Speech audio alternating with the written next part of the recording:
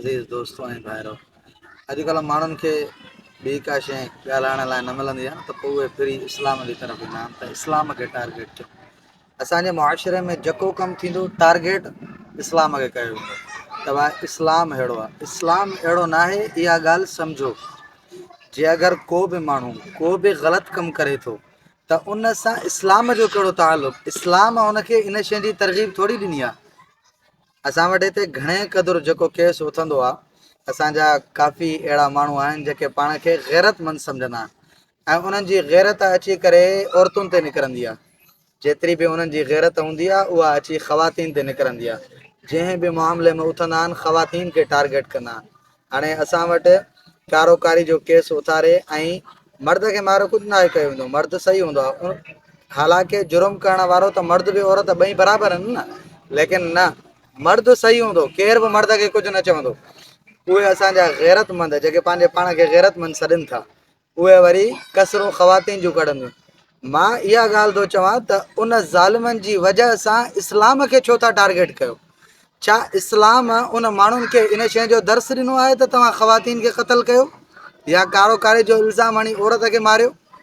इस्लाम किथे चयो आहे इहा ॻाल्हि? इहा ॻाल्हि इस्लाम चई ई कोन्हे का हिकिड़ी हदीस का क़ुर जी का अहिड़ी आहे त खणी अचो जंहिंमें इस्लाम जे हवाले सां का अहिड़ी ॻाल्हि हुजे।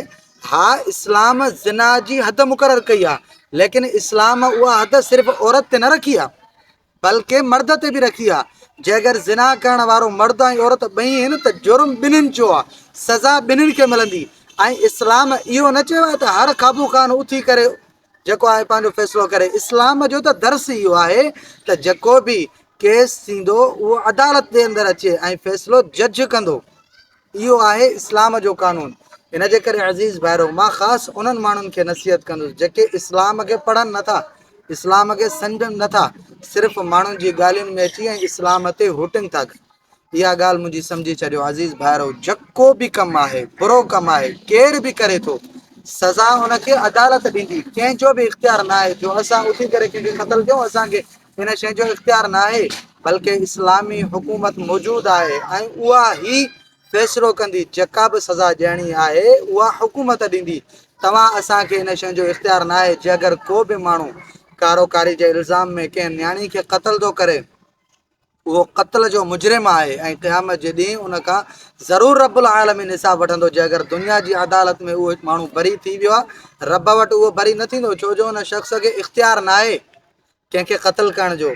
इख़्तियार सिर्फ़ु इस्लामी हुकूमत वटि आहे। रसूलुल्लाह सल्लल्लाहु अलैहि वसल्लम जेतिरा बि फ़ैसिला कया, हिकु आदिल हुक्मरान जी हैसियत सां फ़ैसिला कया आहिनि ऐं उहे फ़ैसिला रसूलुल्लाह सल्लल्लाहु अलैहि वसल्लम आदिल बणिजी करे कया आहिनि। रसूलुल्लाह सल्लल्लाहु अलैहि वसल्लम जन पूरी हुकूमत हुया, तव्हां असां हुकूमत न आहियूं।